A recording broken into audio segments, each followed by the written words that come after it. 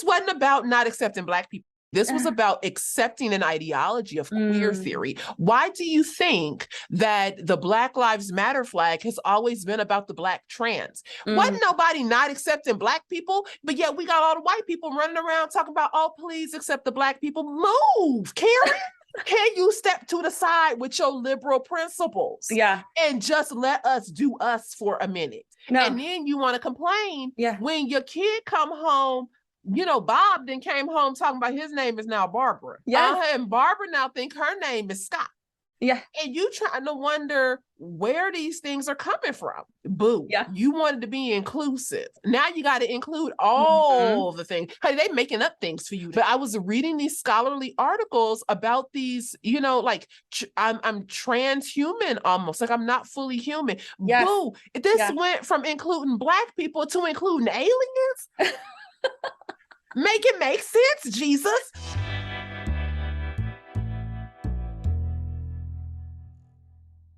Today's interview has been a long time coming, and if I'm honest, it's way overdue.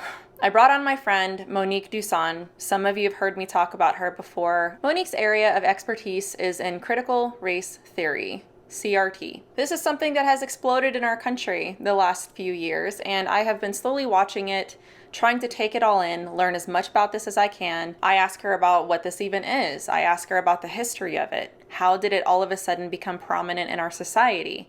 We talk about Black Lives Matter. We talk about microaggressions, inclusion, equity. As many things as we could cram into this interview is what we talked about. I absolutely adore Monique. I think that she has a great speaking gift. And one of the things that she does a really good job at, in my opinion, is defining what biblical unity looks like. As Christians, how should we look at this? How can we uplift Jesus and the gospel after all is said and done? I really, really hope that this interview makes your brain hurt, because it made my brain hurt in a good way. I think those are the best interviews and books to read. I have a feeling this will not be the last that you guys see of the Monique-Melissa duo. Me and Monique have similar personalities, and we'll probably end up collabing at some point in the future again, I'm positive. And just a fun fact, me and Monique actually met each other a few years ago in 2020 at Cross-Examine Instructor Academy. She was one of the students there, I was one of the students there, and that's where her and I got to know each other. And I'm glad that I finally tricked her into coming onto my channel. So I really hope that you guys get a lot out of this conversation. I know that I did. Hey guys, I am really excited to have this guest on today. I have my good friend Monique Duson. Some of you might have heard of her. I have shared her channel before. I've talked about her and my friend Krista as well, her ministry partner. And I have her on today to talk about something that I have been learning about for the last few years. And some of you, if not most of you, have heard about critical race theory. And that's what we're going to talk about today. Monique, thank you so much for coming on today. Thanks so much for having me. I'm so glad to be here and to talk with you and laugh with you. My goodness, we have already had like a little session beforehand. This 40 minutes.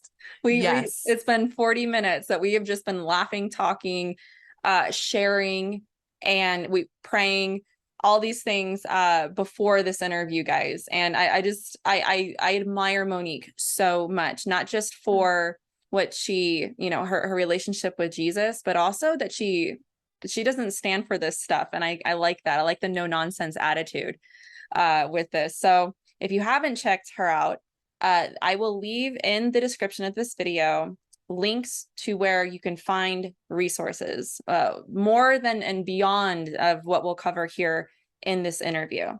But first, before we get started for anything, I want you to tell my viewers who you are. What is this about? How did this all get started? And I think that will give us a really good start for the topic and what we'll get into today. Awesome. Well, thanks for having me. My goodness. Yeah. I am Monique Duson, and I am the co-founder of the Center for Biblical Unity. My partner is Krista Bontrager, and together we founded the Center for Biblical Unity, or CFBU, in February of 2020, due to conversations we were having about race, justice, and unity. And we could not really agree or come to a common ground on race, justice, and unity. Now, we didn't come to a common ground on it because she was coming from an extremely biblical position, a historical historically biblical position. Like, what did the early church think about race or ethnicity and unity? I was coming at the conversation from a critical race theory perspective. And so once I was able to realize, like, oh, you're actually talking about something that is not in alignment with what I'm talking about. And when she noticed the same thing, we began to thread through, well, what is true and what's not? And as we sifted through what is true, what is cultural, what is opinion, what is data, I began to shift my views. And I realized that critical race theory, the social justice narrative, and all of that will never get us as Christians to a true place of unity. That only Jesus, like having a foundation of Jesus, will get us to true unity. And that unity is provided for us ontologically, supernaturally, through the power of the Holy Spirit. And so the question we should be asking as believers is, how do we walk out the unity that's already been provided for us when we're believers?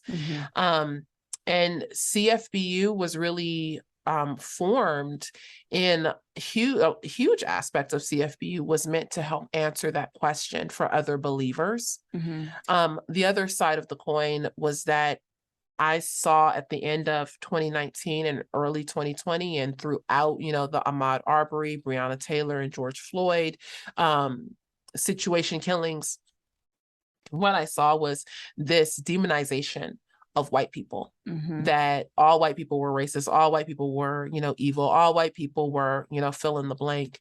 And I said, well, as a Christian, I can speak out on behalf of my white brothers and sisters. And that is actually all that I thought I would be doing for a very short season. I thought that I would use my voice to say, hey, look, we're brothers and sisters. And the same way I would stand up for my, biological family, I'm going to stand up for my spiritual family.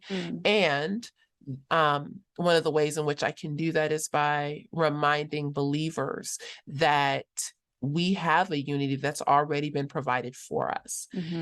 Now, the Lord has taken the Center for Biblical Unity in all manner of different directions since then. Understanding that this call for unity is truly to every believer. There isn't a ethnicity out there that does not have a responsibility for maintaining unity. But then it also dives deeper into some of the other critical social theories and really looking to empower believers to understand what's coming up in culture and how do we safeguard or protect the church? How do we protect our kids? How do we protect those who might be sitting in the pews next to us from some of the ideologies? How do we safeguard our pulpits from being infiltrated by the critical social theories? So that's a little bit about, CFBU, about me. I'm from Los Angeles. I am the oldest of 4 kids. And lived in South Africa for 4.5 years doing mission work in Cape Town and just outside of Cape Town. And aside from that, I really appreciate dance and, long walks here's on my the little beach. bio. Long walks on the, I do love a long walk on the beach. Yes. Do you like coffee though, or tea? That's the real question. Or pineapple on your pizza? Yes, I like pineapple on my pizza. Oh my And if you don't, then I'm going to need everyone here to get their life right with the Lord. I'm gluten-free, so I have to have gluten-free cake. But like, if we could have unity around cake, like if we could form like the cake tribe. Oh, dude. I am all about forming like the cake tribe. That is a cult I would join. I'm just saying. Yeah. I love you. Let me stop. Somebody's going to come. Somebody's going to come for us, girl. Yeah. So thank you. Thank you for all that with your background.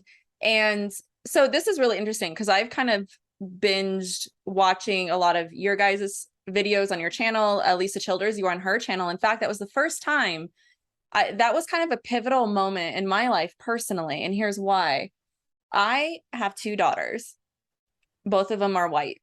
My husband is white. We kind of have this mixed family in that sense. So I never thought anything of this growing up. It was, we respected the historical, plight of Black people. I remember being taught about slavery. I remember being taught about the horrible hardships of that time, the civil rights movement, all these things. I grew up learning this, right? And then all of a sudden you're growing up in this country where racial division doesn't seem like that anymore. There was just this non-issue of race during this me growing up and even into my adult years. With that being said, I never heard of critical race theory. I never even heard of this before growing up until first I saw the video with you and Elisa, and I'm like, oh, what is this? This is interesting.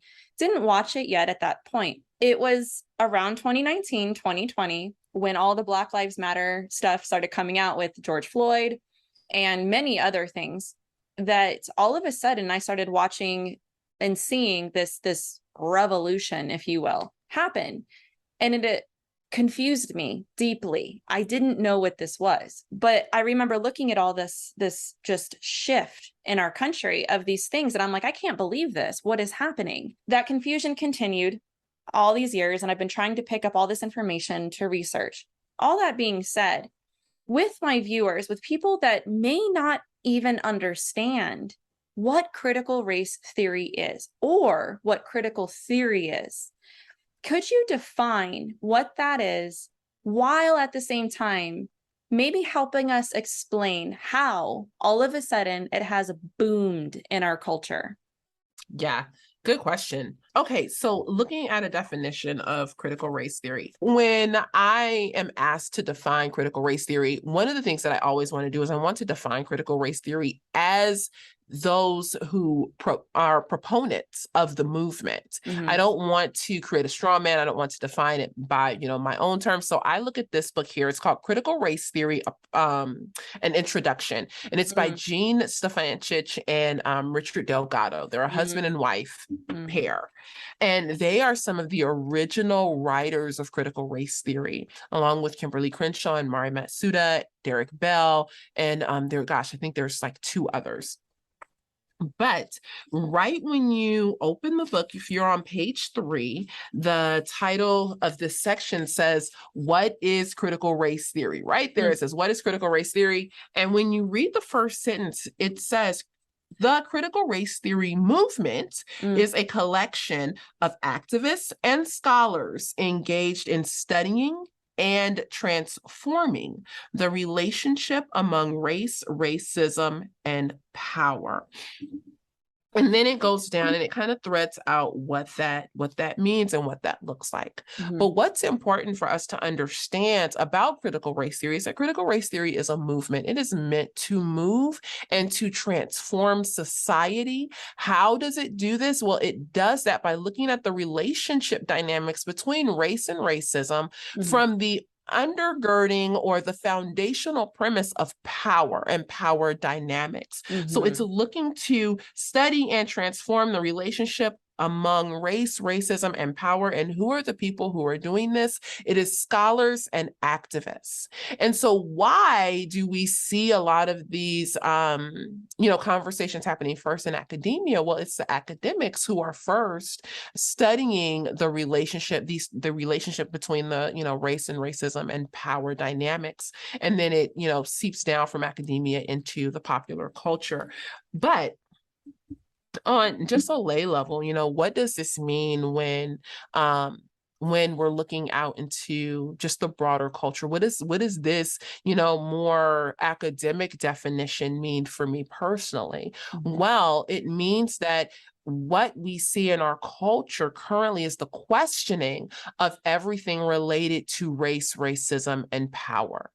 Part of critical race theory automatically assumes that there are power dynamics continuously at play and that those power dynamics are constantly either upholding a group of people or oppressing a group of people. Right now, when we're looking at the conversation of race, critical race theory would say that those who are being upheld would be those who are in positions of power. So white people, social power, economic power, and things like that. Who are the majority? It would be white people. Who are those who are then being oppressed? Who are those who are being, quote unquote, marginalized? Well, it would be your minorities. Anyone who does not have social power, anyone who does not have power as far as wealth or economic power. those would be the people or the groups that we would consider marginalized. And so critical race theory is just an investigation into culture. A lot of people say it's an academic framework. I do agree. It is an academic framework to study and to investigate where we need to transform the dynamics between race, racism, and power. Now, it's important to understand that critical race theory came out of critical legal studies. Mm-hmm. Critical legal studies formed in the 70s really looked at how has or has not culture shifted after the civil rights movement. Where are we still seeing issues of race and racism happening in regards to the law and legal structures?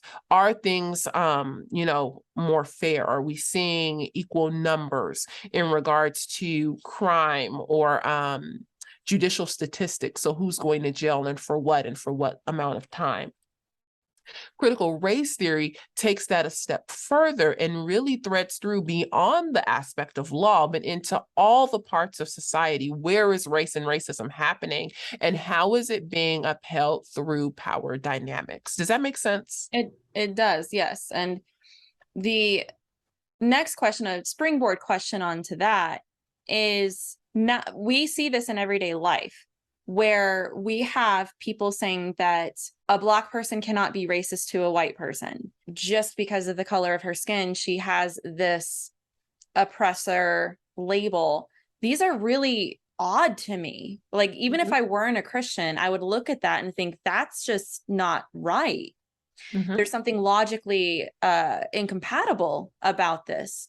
So I'm wondering if you can expand more, because the critical race theory is just part of the puzzle. You have critical theory in general, which we see oppressor versus oppressed all throughout society when it comes to race, gender, queer people, like LGBTQ plus members. We have queer theory. We have all these things across society, which leads me into asking about that. Every time I've researched this conversation and listened to a podcast or whatever it is, Marxism gets brought up, which, if anybody knows much about Marxism and socialism and things like that, makes sense, because a lot of the us versus them mentality in that aspect goes back to that. I'm wondering if you could talk more about that, about the core of those ideologies. Yes. So I just said that critical race theory is an academic framework, which I do completely believe that it is. And I also believe that this framework operates as a worldview.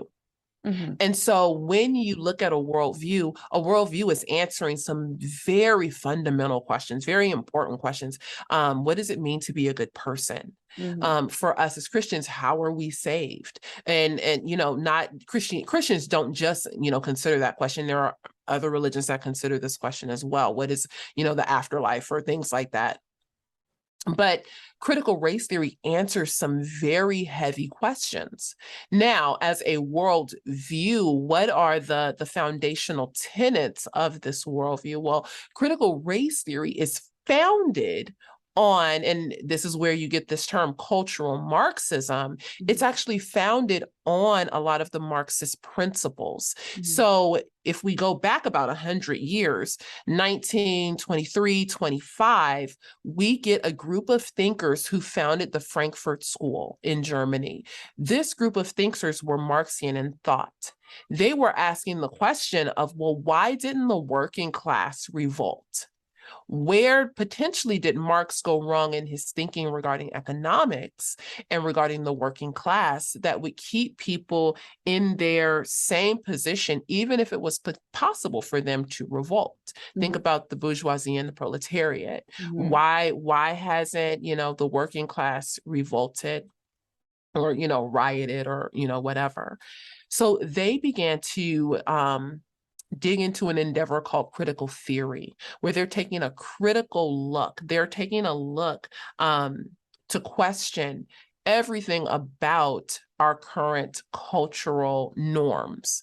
They're looking deeply to be able to say, hey, this is the problem, and this is the solution to the problem. Fast forward a couple of years, you have Nazism, and this group of thinkers flees to the United States. They flee to the United States and find refuge here, and they continue doing their studies and their work here. And critical theory is, I don't want to say unleashed. I feel like that's a very, big way to talk about it, but critical theory is allowed to seep into academia here. So much so that Herbert Marcuse, and this is now going fast forward, quite a few decades, but Herbert Marcuse was able to mentor Angela Davis. Herbert Marcuse was a pivotal role in the Frankfurt School. And one of the a leading voice from the Frankfurt School, from the critical theory ideology. Now, where does Angela Davis fit into this? Angela Davis was a Black activist. She's still alive, so she is a Black activist who was highly influential in the defunding the police movement from the 70s. Angela Davis is a Black activist who had a ton of issues regarding and I'm kind of blanking on exactly what happened, but there was a shooting in a courtroom, and there was questions about, did she assist with getting the guns to the people who held up the courtroom and killed the judge, and all those kind of things, or I don't remember if it was the judge who was killed or one of the, guards, but there was, people killed. She ran for vice president of the Communist Party twice. Angela Davis is a central figure when we're looking at Black history and when we're looking at Black activism. But she became that activist through the mentorship and guidance of Herbert Marcuse. Now, and this is important in a kind of a roundabout way. It's important to understand that the socialist mentality, this Marxian mentality of the us and the them, the oppressed and the oppressor, is played out directly in Davis's kind of critique of society and her thoughts on why we should basically get rid of police, why we should defund the police. That conversation of defunding the police happened in the 70s. Look at us today in 2022. We're still having this conversation of defunding the police because of power dynamics. So when people say, this is cultural Marxism, what they're actually saying is that this is a Marxian thought process that has now been applied to the larger culture overall. This isn't just sitting in the realm of economics. This is sitting broadly in culture. And so when we look at who are the oppressed and who are the oppressors, it's no longer just the rich and the poor. It is the Black and the white. Blacks are oppressed, whites are oppressors. It is the young and the old, or the young and the maybe not necessarily old, but, that middle sector, that, 25 to 59, kind of age, where, the elderly are considered more of an oppressed people and the young are considered an oppressed people. This is why we need to protect our kids. Or you'll hear this kind of language coming from those in certain schools. Well, it's our job to protect our kids, to create a safe space for our kids where our kids can, say what's true for them. It's this idea that the protection of the child is no longer happening within the home, but it's happening in this zone of safety at school, because children are considered an oppressed people. But who are the oppressors if the child is oppressed? Well, it would be adults. It would be anyone who does not associate as being an ally. When we think of, in terms of, I don't tend to use the word gender, but I know that that's the word that's, popular in culture right now. When we think of gender and gender ideology, well, who would then be the oppressed and who are the oppressors? Well, the oppressed would be anyone who identifies as gender queer or anywhere along the spectrum of the LGBTQ plus, and now it goes into two-spirit and, all of these other things. Who would be the oppressors? Anyone who identifies as cisgender. When you think of male and female, Who are the oppressed and who are the oppressors? Men, women. In religion, who are the oppressed and who are the oppressors? Oppressors are Christians, your Protestant Christians. Who are the oppressed? Anyone who identifies as a religious minority. So think Buddhist, Jew, Muslim, anyone who identifies as a religious minority is now categorically oppressed by the majority group. And so cultural Marxism comes into play because it's just this idea of Marxist thought being applied to the larger culture. It's not simply, well, everybody here identifies as a Marxist, because I think there are a lot of people who would say, no, I don't identify as a Marxist. Yeah. And they are participating in a way that upholds a lot of Marxist thinking. Yeah. Well, yeah, you broke that down really well with the history. I like it when dots connect to see how we got to where we're at. We mentioned Black Lives Matter at the beginning of the conversation. I think both of us did, coming onto the scene around 2019, 2020. They've been around for a while, but again, most people never heard of this movement having the type of momentum that it had until 2020, around that time.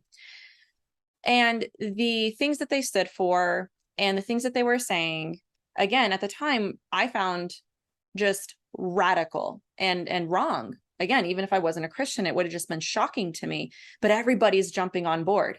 Everybody is saying, no, I don't, like microaggressions, social justice, equity, inclusion, all these things. Defund the police, all these things were behind that movement. I'm wondering if you could speak about those terms and about how, if any, Black Lives Matter played into that. And maybe if you can tell us why they're off the map now all of a sudden. Girl, they off the map because they was crooked. But you know what? Let me start at the beginning. Okay, so Black Lives Matter. Do I think Black Lives Matter? Yes, obviously. I do. I really do. I don't know if anybody here doesn't see me, or, if this is going to go out to just podcast land. If people don't know, I am Black. Okay, I bear Black skin. Let's just be honest. So yes, I think that Black Lives Matter. I have Black brother, I have Black sisters, Black parent, like Black friends. Black lives do matter. And yet, this organization is crooked. And it's divisive. It does not stand for Black life. Now, for the person who would be like, well, she racist, she don't think that all lives matter, and she don't care about the white life, calm down. Calm down. Okay. I'm a historically biblical Christian. And so in saying that I believe that Black lives matter, I am just saying that I do see the value in Black life the same way that I see the value in a life that does not have as much melanin as I do. Yeah. That's all I'm saying. Now, in regards to Black Lives Matter, the movement of Black Lives Matter, the founders themselves will tell you that they are trained Marxists. So let's just curve any kind of suspicion. Let's curb the question. No, they are trained Marxists. They are proud of it. In addition to that, I know Patrisse Cullors for sure is into like African spiritualism. And so when people do the, hashtag say the name and all that, that is some conjuring up demonic, all kind of, and I've seen her in an interview say, we draw upon their strength. The devil is a lie, honey. I don't draw upon that. Not me. No, you can take that somewhere. And so understanding what the organization is for the promotion of the Black trans. That is, and they scrubbed their website. I think I still actually have screenshots I think we of their all website. Have screenshots of the website. Yeah. But it's about the promotion of the Black trans. It is about the tearing down of the Black nuclear family. The Black Lives Matter don't care about my little life. If I am killed on the street of South Central Los Angeles, Flint, Michigan, Detroit, Chicago, Philadelphia, Birmingham, Dallas, you're not gonna see no kind of parade. Nobody's gonna riot. And I mean, if I'm killed at the hands of another Black person, they're not concerned about my life. They're not concerned about the everyday person, Black person who dies, unless they're killed by a white person. Most usually a white cop. They're not in front of the abortion clinic protesting for the Black lives, for the, hundreds of thousands of Black babies who are murdered. No, this is about, if I'm blunt, making white people feel bad and collecting white dollars. Don't they call that like white guilt? Yeah, it is. It's about white guilt. Yeah. And they've done it very well. They have managed to take the market on saying that they're for something that they're really not for, but they've gotten so much buy-in.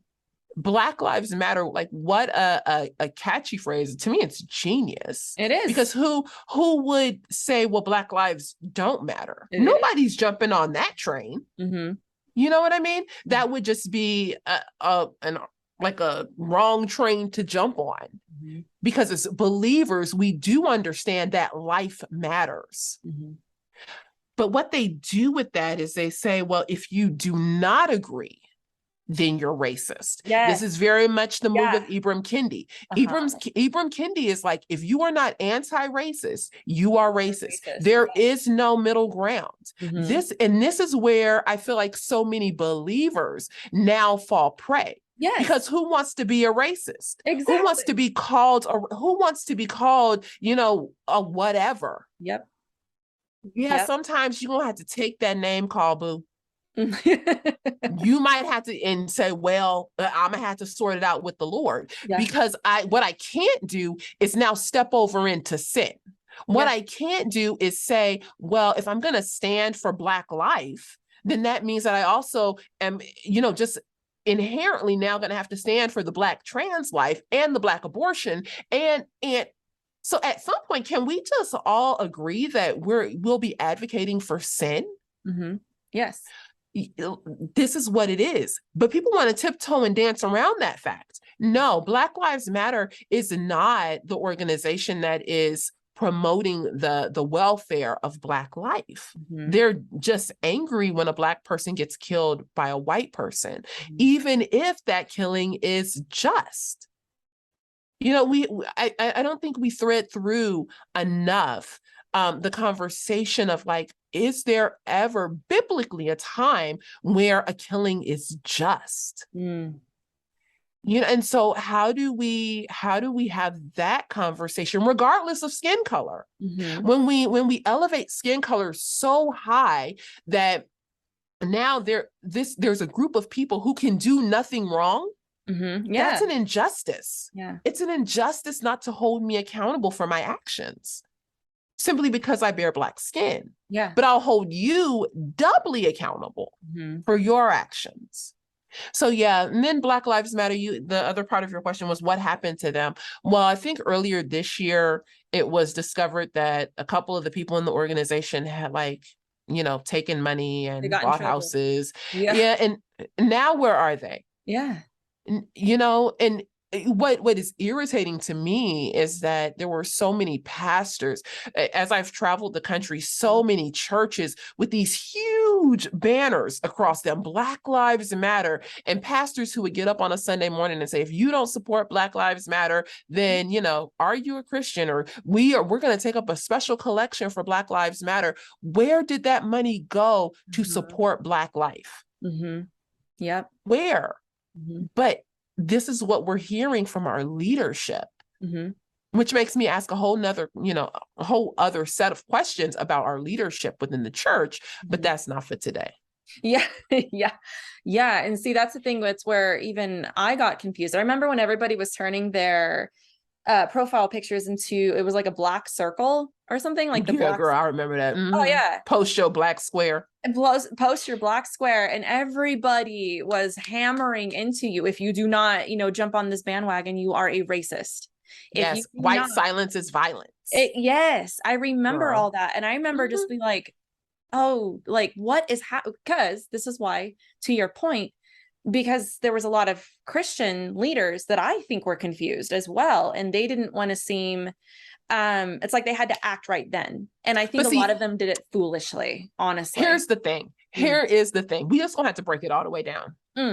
Look, if you are a leader and you are confused, before you open your mouth to say anything, you need to do your due diligence and research. That is a biblical position. That's the biblical position. We don't just run with the mob. Read the Old Testament. No, I'm not saying we're saved by the Old Testament, but we can glean wisdom on how we should participate today as leaders. And so, yes, so we glean wisdom from the Old Testament. The Old Testament, don't just run with the mob. Where is your evidence? We do things based on evidence. And the social pressure was intense, and it was not cool. Like, say nothing. No. Like, just say nothing then. Like, no.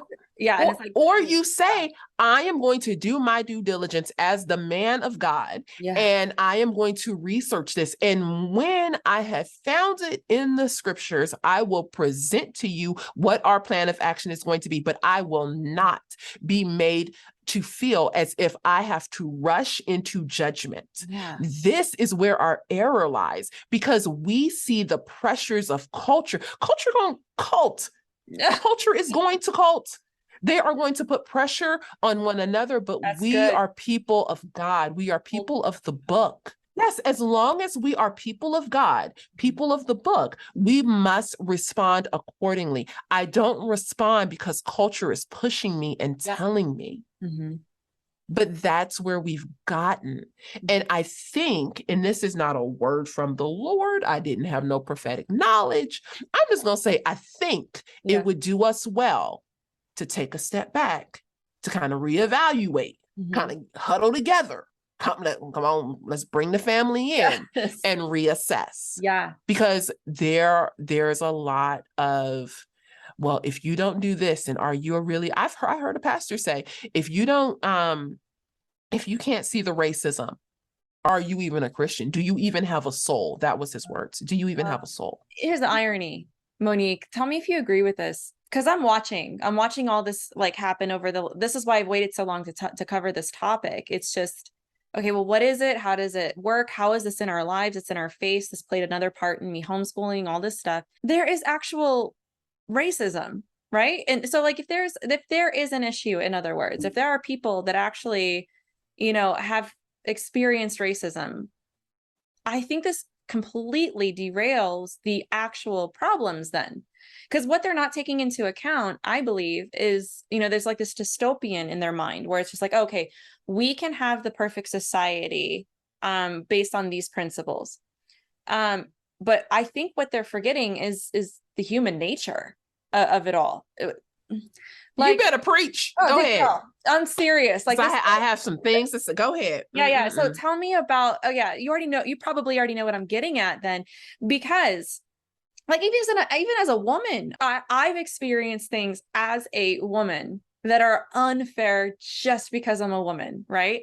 And I get that. That's wrong. And we need to deal with that. However, the toxic feminism that we have does not fix that very real problem. I see the same thing with the Black community. Like, there's issues, but nobody's looking at those anymore because, ooh, look at this, inclusion, equity. Like, don't look behind the curtain. Yeah. What are your thoughts on this? I know you have a lot to say on that.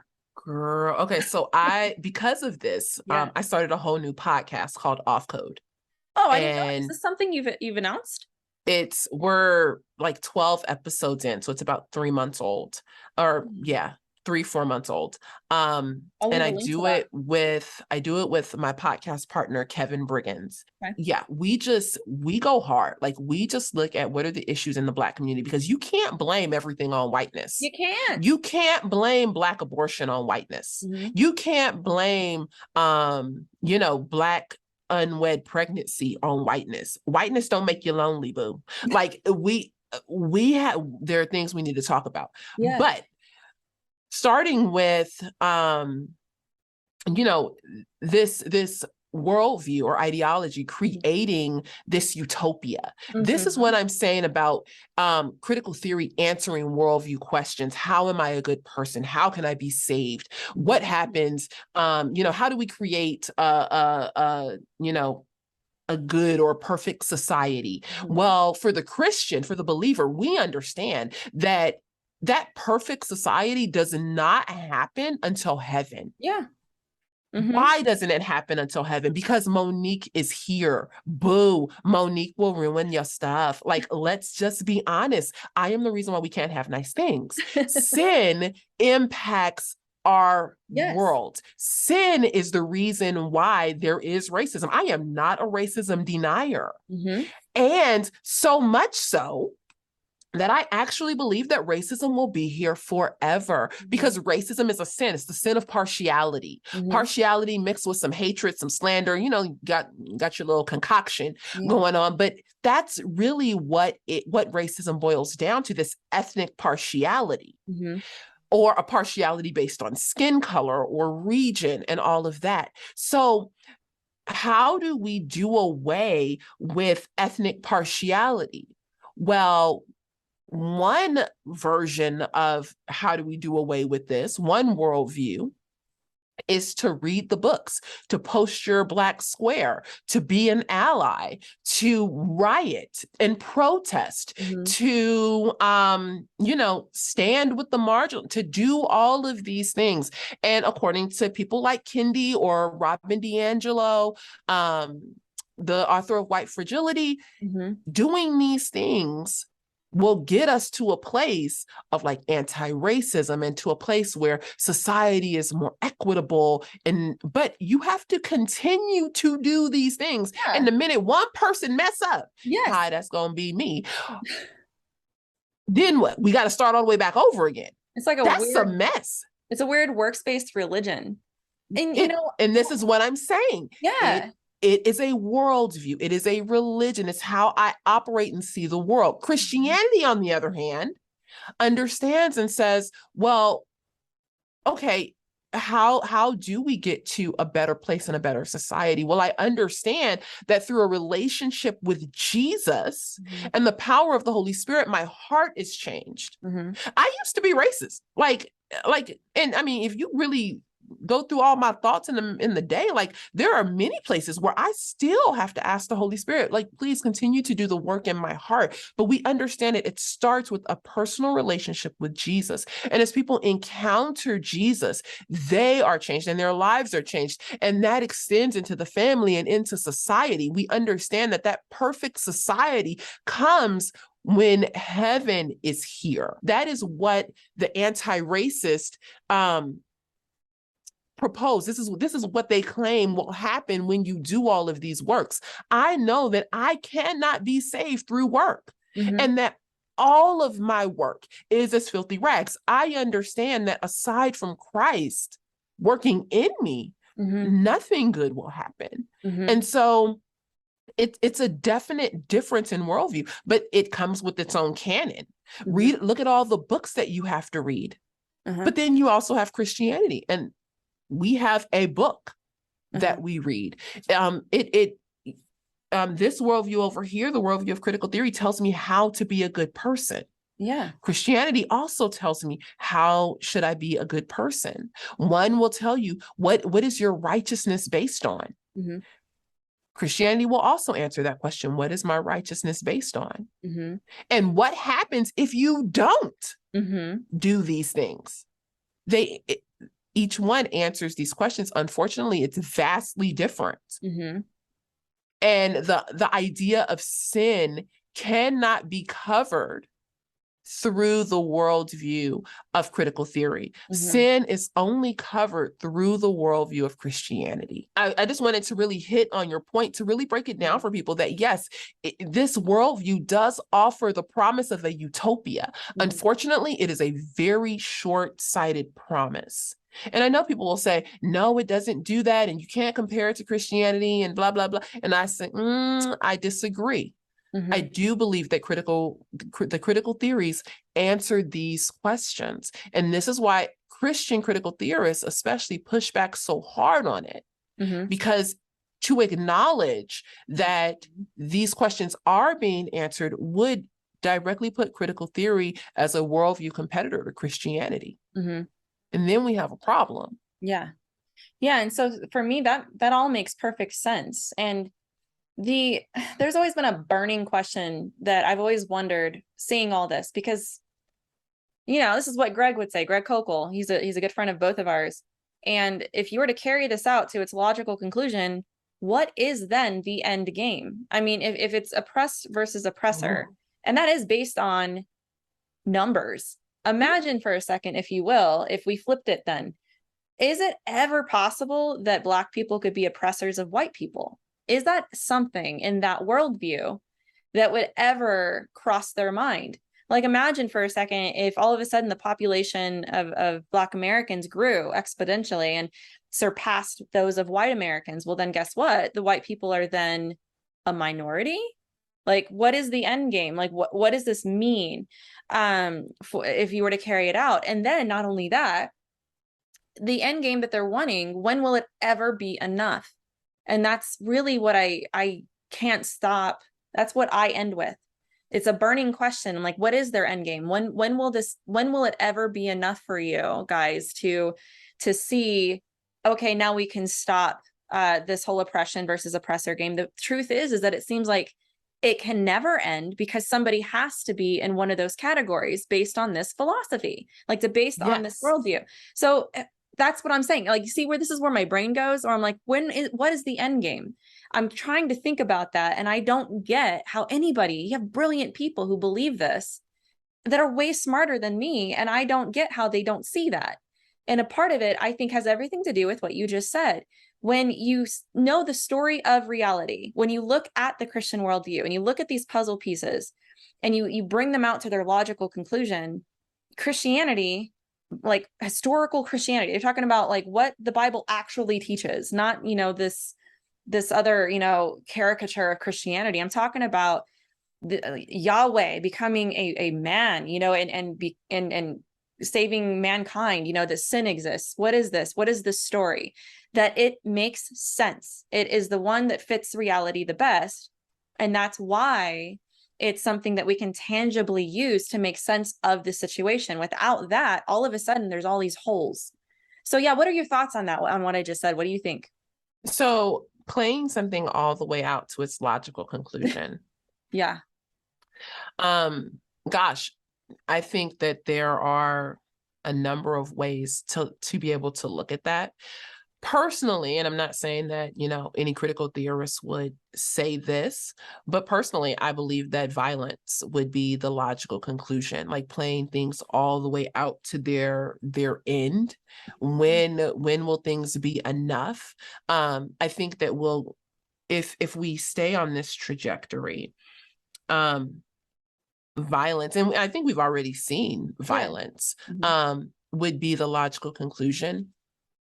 I think that looking at the idea of, when this goes all the way to the end, where will we be? I think the critical theorists would say that we will be at a place of equity, we'll be at a place of fairness. Unfortunately, to get to equity, it's kind of like Kendi says, in order to get rid of racism, and he doesn't, I'm not quoting him, but this is kind of just the gist of it. In order to get rid of racism, or to be able to get to like something that is more racially equitable, you might have to participate in racism, basically. So in order for us to bring Black people to a place of wealth equality with white people, we might have to participate with white people in a way that is despairing in regards to wealth, or that is not fair in regards to wealth. So it is okay when we look at the conversation of equity and the logical conclusion. Part of that logical conclusion would be that we would, in order to bring up a minority group, we would hold back another group for a period of time in order to be able to make things equal or equitable for all parties involved. I think that is going to cause a lot of chaos and trouble, actually. The logical conclusion for things in the, I would say, the more immediate future is like a unequal access to resources, or an unfair, access to resources. So giving some students additional resources and withholding resources from other students. I think it is, watching our current culture uplift one group of people and yet actively put down another group of people. But in the end, I wonder if this will be something like I saw in South Africa or in Zimbabwe with land redistribution, wealth redistribution. That's something that's constantly on the table, constantly in conversation. How do we redistribute wealth? The goal is to transform a society. And we read that right out of this book. What does it look like to transform a society where those in power don't have that power, but everything is equal across the board or equitable across the board? So we're gonna see, I suspect, more conversations of power dynamics and how do we shift the power from one group of people to another group of people, because this group of people has constantly been marginalized according to, the rhetoric. This group of people is constantly marginalized, has never had any power, has always been oppressed. And with that, I think we'll see things like I already have professors not receiving tenure at universities, white professors, all the way to, hiring and job promotions and, just what does this look like? I think Coke had it, like the Coca-Cola Corporation, be less white. They nailed it. They really nailed what I think the future really looks like of, what's the end game? Well, the end game is to be less white because white is oppressive. And when we get into like whiteness ideology and like whiteness theory and all of that, what whiteness means, people will be encouraged to be less white. You mentioned like whiteness, be less white, all this. Can you please help me understand the mindset behind how they don't think that's racist? Because if I were to turn that around and be like, be less black, right? Girl, I cannot. Okay, here I am. That makes sense, because I do not get how that is not the most racist thing.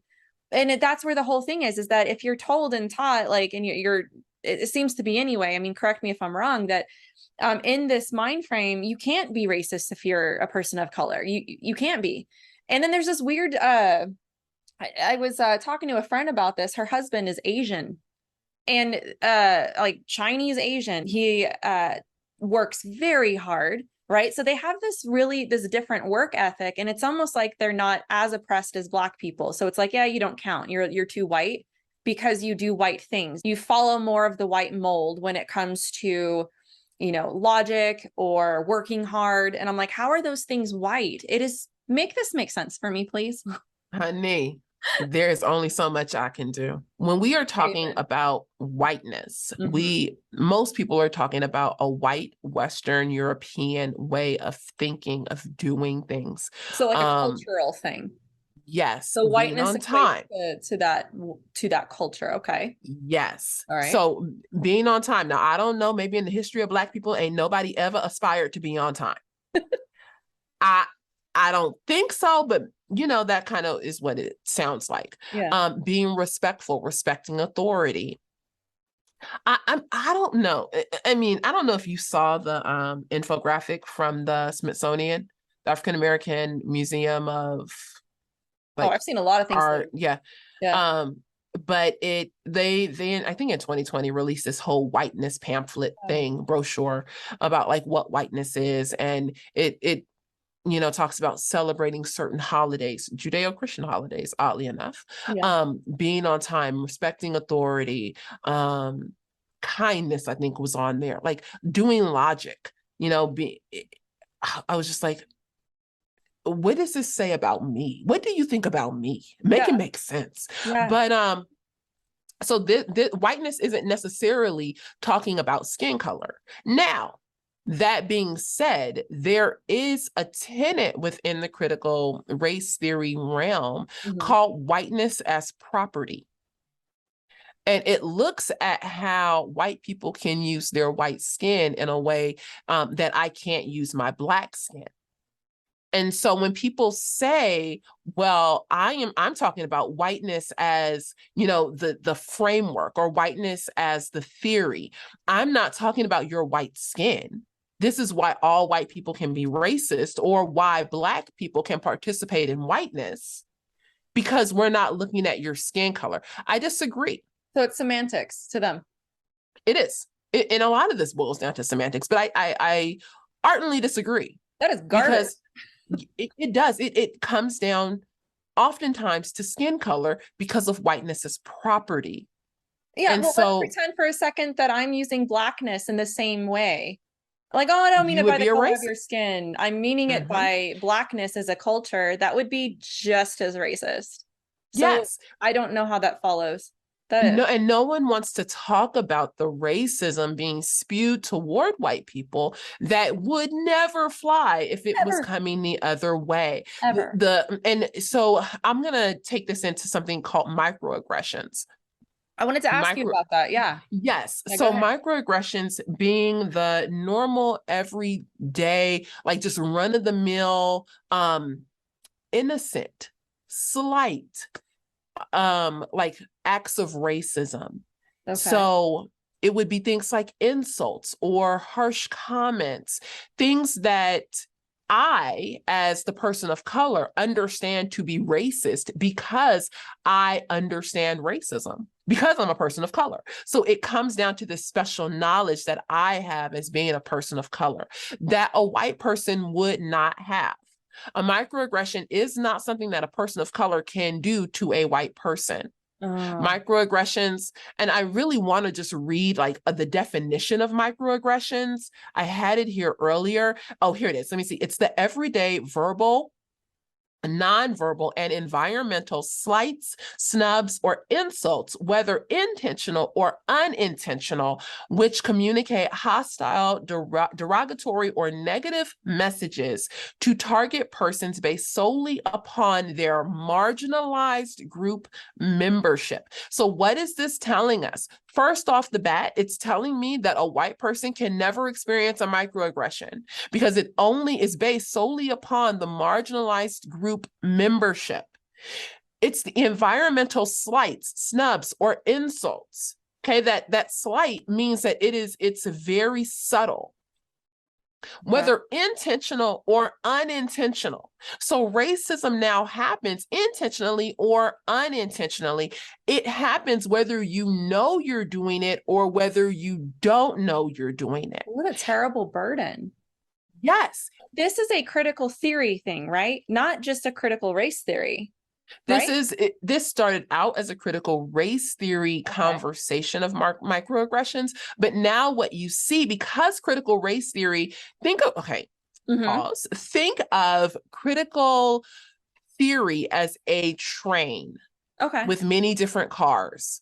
Critical theory is the driving engine.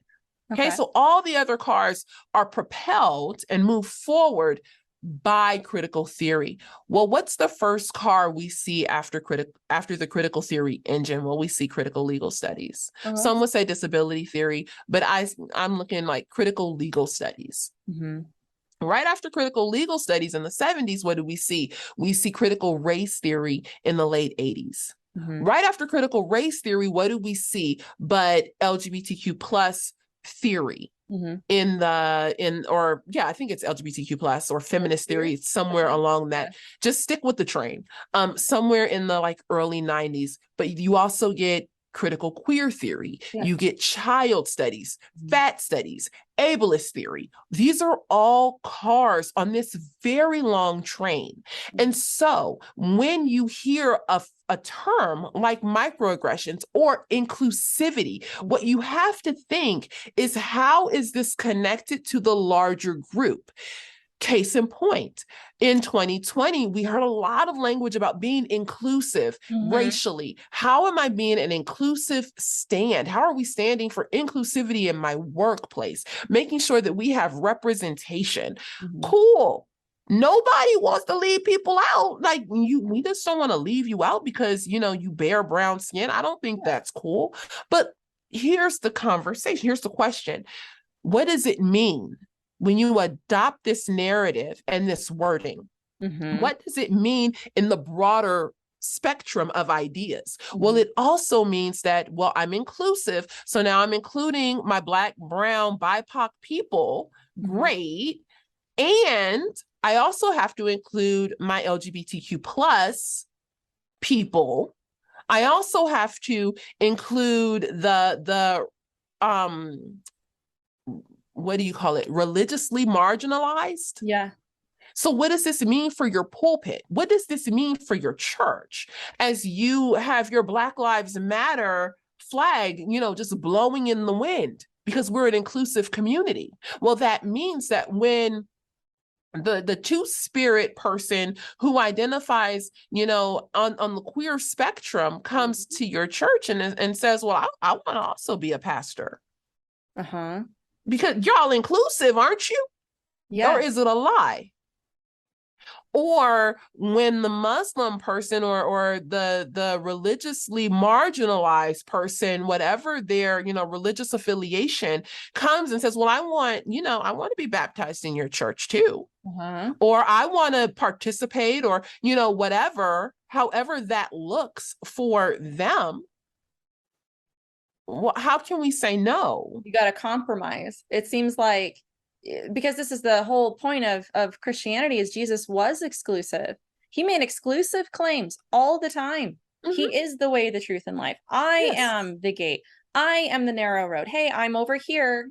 Most people are going to go this way, but if you want life, come to me. I am the bread of life. All these exclusive statements on purpose.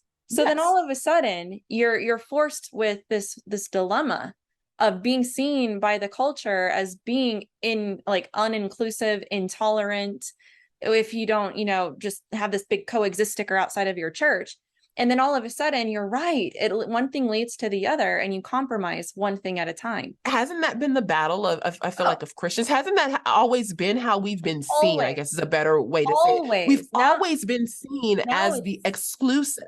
Exactly. We are seen and known for being apart from the world. That's the whole point. And this is why I don't understand progressive Christians, because it's like you want to redefine Christianity and then identify yourself with a group that's known with being apart from the world. It's weird. It's like you can't mesh these things together. You're redefining them. And this is where progressive Christianity is a whole other topic, because that's really what's happening is your culture is culting. That's what culture does. I love that. That's kind of what happens, is that they've become intertwined with the culture because they want to be tolerant, they want to be inclusive. But then the logical conclusion with that is that you then have to keep riding that train. You have to keep who was it? It was actually an interview with Elisa. We were talking about the book Untamed, and Glennon Doyle. She had to kind of go along with this as well. Like, there are things because of her female whiteness that she has to conform to with that crowd, because she has become under it. Like, that's her crew, that's her tribe. So even if she doesn't agree, she has to go along with it and conform. So I think that's the price you pay when you join that train, when you get on that ride. You can't get off, you're on. So I'm like, you can't, that's why the whole compromise thing, it's a slow fade, because one thing leads to the other, and you look back and you're like, wow, I'm so far from Jesus. I'm so far from truth. I'm over here in this postmodern relativistic mess, and it's so hard to get out once you're in, it seems. Yes. And it is, you're so on point with it. Like, it's so hard to untangle the spaghetti. Yes. Like, you have to understand, this is why I encourage pastors to really dig deep before they make public statements. Really understand the framework before you go and recommend a book for someone to read to understand their whiteness. Because it's such a long train. And by accepting one, you're accepting all. And people don't understand and they push back. But I'm like, no, you really cannot say that you're going to be inclusive over here, but you're not going to be inclusive over there. That doesn't make sense. Mm-hmm. And when culture comes knocking on your door, they're going to demand their due. Here, I have another question for you about microaggressions. Mm-hmm. Okay, Beyonce. All right, here's one. Here's a good example. Oh, I think I know where you're going with you this. know, okay. I think All I right. do. Because here's the thing is that here we are talking about, oh, you're on this train now. You've sold your soul to this. Like, this is what it is. And it's hard to get off because then you're going to be, you know, looked at as this uninclusive, intolerant person. So you better abide by these rules. Beyonce, woman, she's Black woman, right? So here we are talking about intersectionality, whole other topic conversation. If you guys haven't heard about that, I will, again, please check out the description because this is just the tip of the iceberg in this conversation today. But intersectionality is important. It's good stuff to know. It goes alongside. It's part of the train, right? It's part of the train. I would say intersectionality is the links on the train. Great way to put it. It's the link. Because great metaphor. Yeah. Yeah. It's the link. It's what's holding the Black person or the BIPOC, Black Indigenous people of color, to the LGBTQ plus. It's the intersectionality, or to the feminist. It's the LGBT. It's the link theory spectrum. And now you have you mentioned ableism, like all this stuff. It's not just race. It's women. It's queer theory. It's all these little blah blah blah blah blah. And so everybody's talking about Beyonce, about her album, all this stuff. I haven't personally listened to it for obvious reasons. I mean, I think that there's lines you got to cross there. But one of the things that I read that she got a lot of gruff for, which you probably already know I'm getting at, a few things she got a lot of gruff for, was that she used what people would consider not a racial slur. It was a slur for, what was it? Handicapped people, correct? Do you know? Yes, she said, spaz. Spaz. I thought that was Lizzo who said spaz and got corrected for it. Oh no, she got corrected too, though. This is for another thing. And then Beyonce said something, maybe it was a different word, but she said something that is, I mean, a lot of people use this word as in like casual conversation, but all of a sudden it was seen as a slur against handicapped people. She had to redact it. She had to take it out of her album. It's like, once you're in these rules, once you're under this this dominating worldview, you have to obey the rules, and they change almost every day. What are your thoughts on that? You said it. That's it. Like, the rules change and you have to continue to play by the rules. And if you don't play by the rules, you get kicked out of the tribe. So this happened to Lizzo a couple of months back. This also happened to Beyonce, where there's a use or language that is used that actually is now derogatory toward another group of people. And so you cannot, use this derogatory language, so you're going to have to fix it. And I suspect that a piece of power dynamic is also at play here, because she's making tons of money. Just because her intersections are Black female. Yes. Doesn't necessarily mean that she is without power completely. And so to that degree, she is also now seen as someone who is oppressing someone else down the train in her use of language. And there's a whole investigation into how is language itself oppressive. And so Lizzo and Beyonce got called out.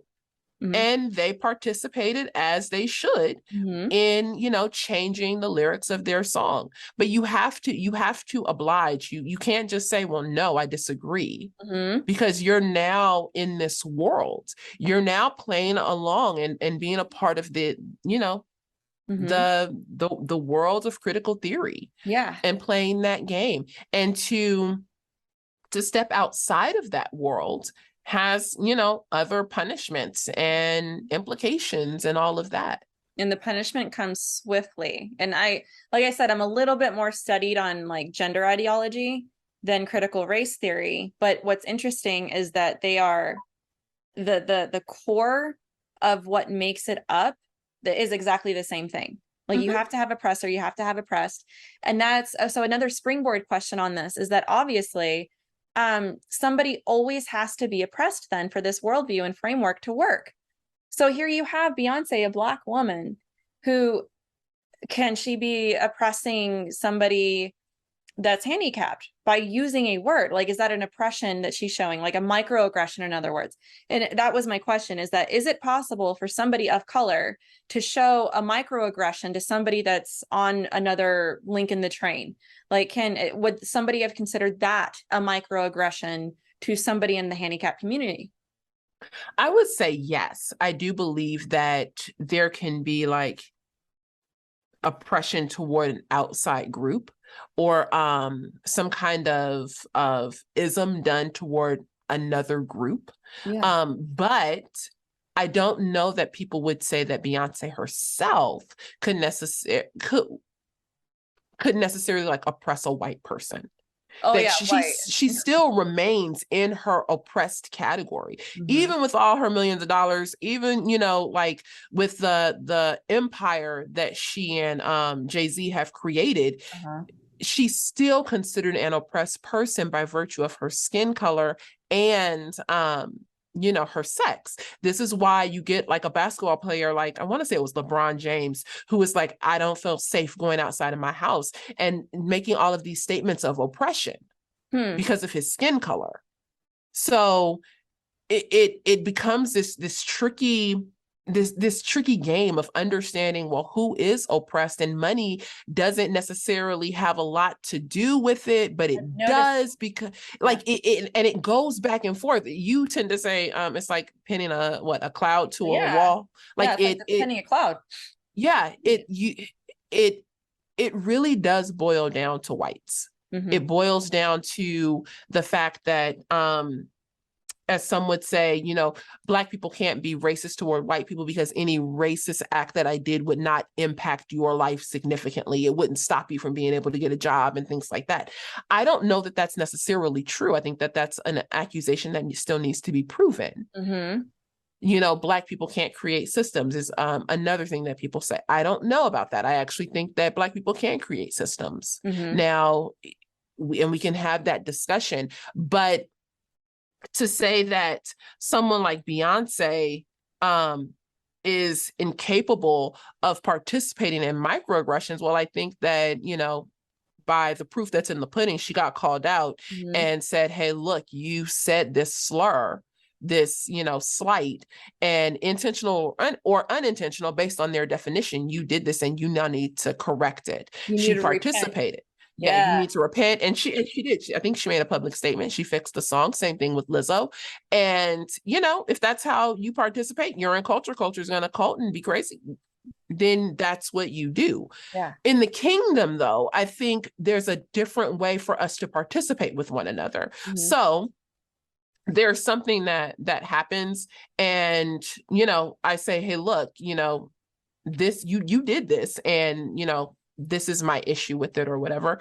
And we have a conversation. Maybe it's corrected. Maybe you say, well, man, that brings me to a bigger understanding and things like that. You know, it wasn't my intention. I don't hold you up to be crucified for it. The difference on this side is that if Beyonce wouldn't have changed that song, if Lizzo wouldn't have changed that song, the cancel community, the cancel culture community would have completely, maybe not Beyonce so much, but I do think Lizzo, I don't think Lizzo's as big as Beyonce, would have come for her. And so you have to oblige by these things. In Christianity, as we seek to maintain unity according to Ephesians 4, I can continue to have a conversation with you, even if you disagree. I might say, you know what, Melissa, you did this and that I really, like, that's not cool. That I see that as being racist, da, da, da, da. And you might say, I did completely disagree. As my sister, I'm going to like strive with you. I'm going to continue to walk this journey with you and have conversations with you. I'm going to understand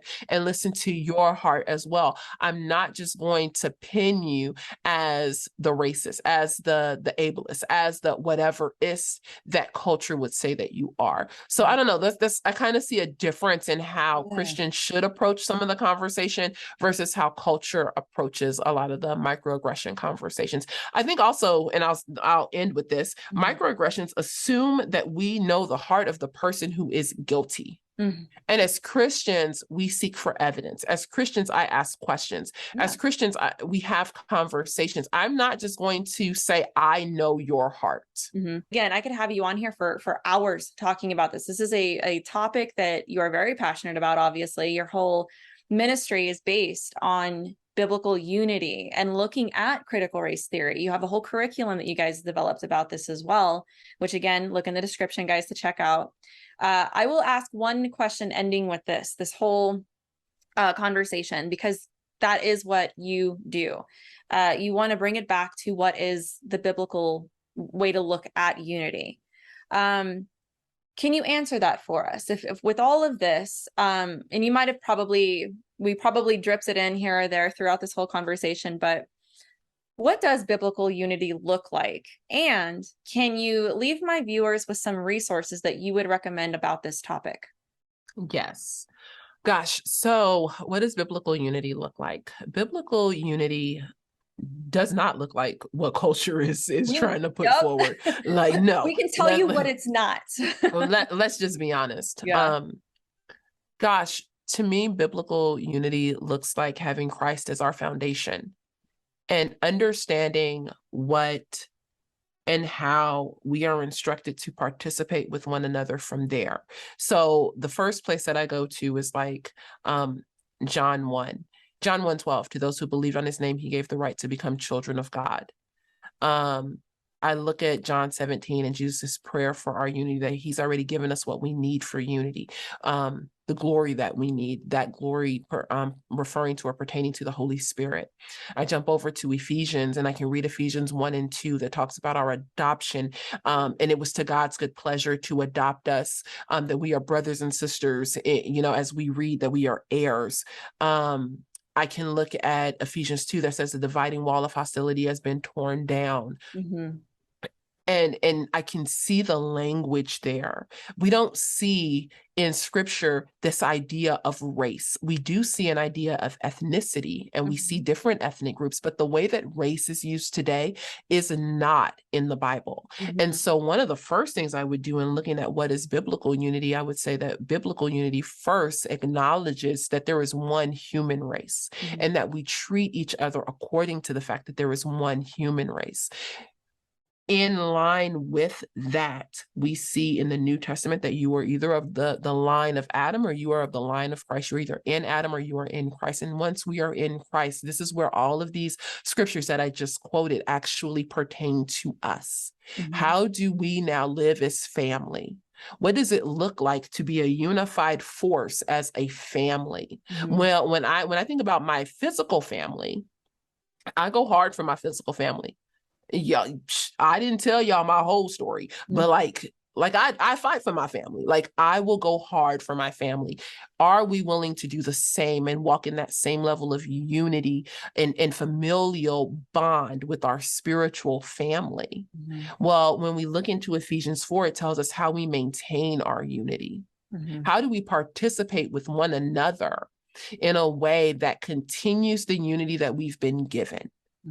And so to me, biblically, when I look into the word of God, Jesus Christ is the foundation for our unity. How am I standing upon the word of God, understanding who Jesus is, and who we are in relation to who he is, and then moving forward from there, one another as brothers and sisters in Christ. Does that mean that because we are so bonded and we're so, family oriented that we don't have hard conversations? No. No, we still call people out on their sin. We still say, hey, look, the way you going, that ain't gonna lead you nowhere. And we do that even more so because you are my brother or my sister. I'm gonna go hard for you. I'm gonna say, like when we're sitting in that DEI meeting at work and somebody decides they're gonna call my sister out for being a racist, I'm gonna raise my hand and be like, the devil is a lie. Oh, Susan ain't no racist. Like, that's my sister. I'm not gonna let you just, berate her and go for her like that. We wear the name of Christ follower. And as we wear that name, that is like our family name. And so we're unified in that. First, we're unified in the historic Christian doctrine. So no, I can't unify around a progressive doctrine. I can't unify around a sociological framework. Does that mean that there is nothing for us to investigate within society? No. No. Can we look at systems and structures and see if there are any problems? Yes, we can. I study sociology in school. And so I'm a big proponent of looking to see where injustice lies. But I'm not going to assume that there is injustice just because there's a white person in the room. I'm not going to assume that there's racism just because there's a white person in the room and a Black person in the room. But yes, I would say that biblical unity looks like being unified around the principles of Scripture first, understanding that Christ is our foundation, and then having a heart posture that is akin to Ephesians 4. So good. I love conversations like this, and I love you. I'm so glad you came on. I love you too. And we got to talk about this. Guys, once again, I've said this a few times, but I can't stress it enough. Check out the description. Thank you again so much. I'm just gonna, can you give me a virtual hug? Ready? Yes. Oh, yeah, that works. Yes. Hug. Yes.